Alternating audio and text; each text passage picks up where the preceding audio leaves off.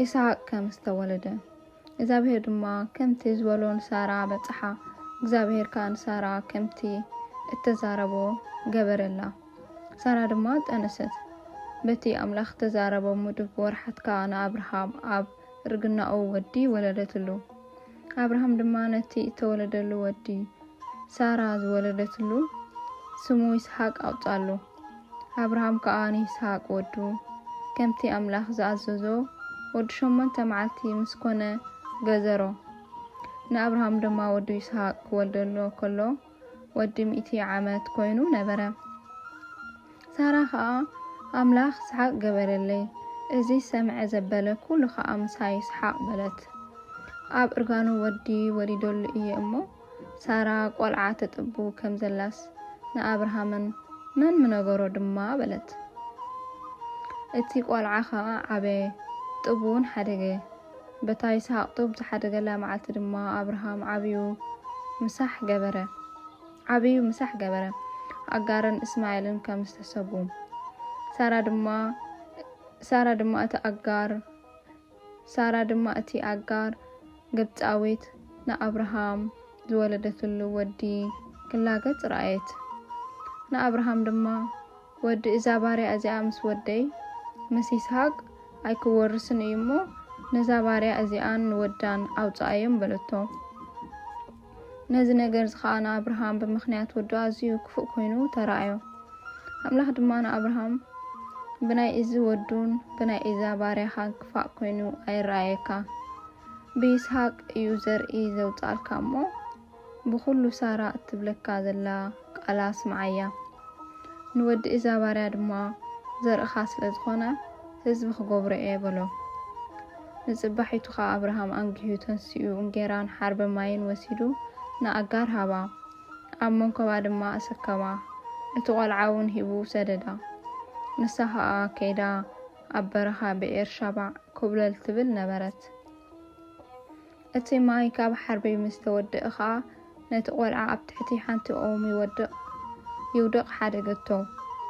ሞት እዚ ቆልዓ ከይርኢ ኢላ ድማ ከደት እሞ ምውርዋር ቀስቲ ዝኣክል ርሒቓ ኣብ መንጸሩ ተቐሚጣ ድማ ዓዊላ በኸየት አምላኽ ከዓ ድምፂ እቲ ቆልዓ ሰምዐ መልአኽ አምላኽ ድማ ንአጋር ካብ ሰማይ ፀዊዑ አጋር እንታይ ኮንኪ ኢኺ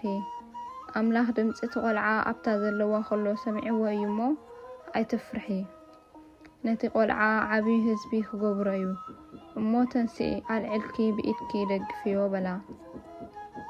አምላኽ ድማ ዓይና ኸፈተላ ዒላ ማይ ከዓ ረአየት ከይዳ ከዓ ሓርባ ማይ መሊኣ ነቲ ቆልዓ እስተየቶ አምላኽ ድማ ምስቲ ቆልዓ ነበረ ንሱ ከዓ ዓበየ ኣብ በረኻውን ተቐመጠ ቀስተኛ ከዓ ኮነ ንሱ ኣብ በረኻ ጳራን ይቕመጥ ነበረ ኣዲኡ ድማ ኣብ ሃገረ ግብፂ ሰበይቲ ኣምፀትሉ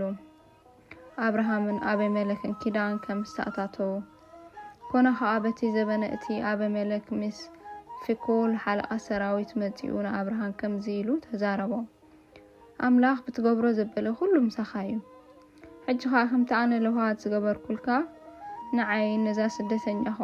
ስደተኛ ኾንካ እትነብራ ዘለኻ ምድርን ከምኡ ክትገብር እምበር ንዓይ ንደቂ ከይትጠልም ብኣምላኽ መሓለለይ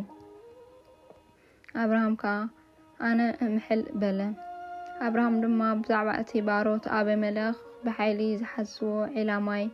ንአቤሜሌክ ወቀሶ አቤሜሌክ ከዓ ነዚ ነገር እዝስ መን ከም ዝገበሮ ኣይፈለጥኩን ንስኻ ድማ ኣይነገርካንን ኣነ እውን ብዘይሎሚ ኣይሰማዕኹን በሎ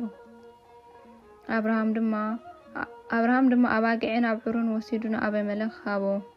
ክልቲኦም ከዓ ኪዳን ተኣታተው አብርሃም ድማ ካብ መጋሪኡ 7 ሽበን ንበይነን ፈለየ አቤሜሌክ ከዓ ንአብርሃም እዘን ንበይነን ዝፈለኻየን 7 ሽበን እንታይ እየን በሎ ንሱ ድማ ነዛ ዒላ እዚኣ ኣነ ከም ዝኸዓትኩዋ ምእንቲ ንዓይ ምስክር ክኾናኒ እዘን 7 ሽበን እዚአን ካብ ኢደይ ክትወስድ በሎ ስለዚ ክልቲኦም ኣብኣ ስለ እተመሓሓሉ ነታ ቦታ እቲኣ ብኤር ሻባዕ ኢሎም ኣውፅኡላ ኣብ ብዕር ሻብዕ ከኣኪዳን ተኣታቶ ኣቤሜሌክ ድማ ተንስኡ ምስ ፊኮል ሓለቓ ሰራዊቱ ናብ ምድሪ ፍልስጥኤማውያን ተመልሰ። አብርሃም ከዓ ኣብ ብዕር ሻብዕ ተምሪ ተኸለ። ኣብኣ እውን ብስም እግዚኣብሔር ዘለዓለማዊ ኣምላኽ ተማህለለ። አብርሃም ድማ ምድሪ ፍልስጥኤማውያን ስደተኛ ኮይኑ ነዊሕ ዘበን ተቐመጠ።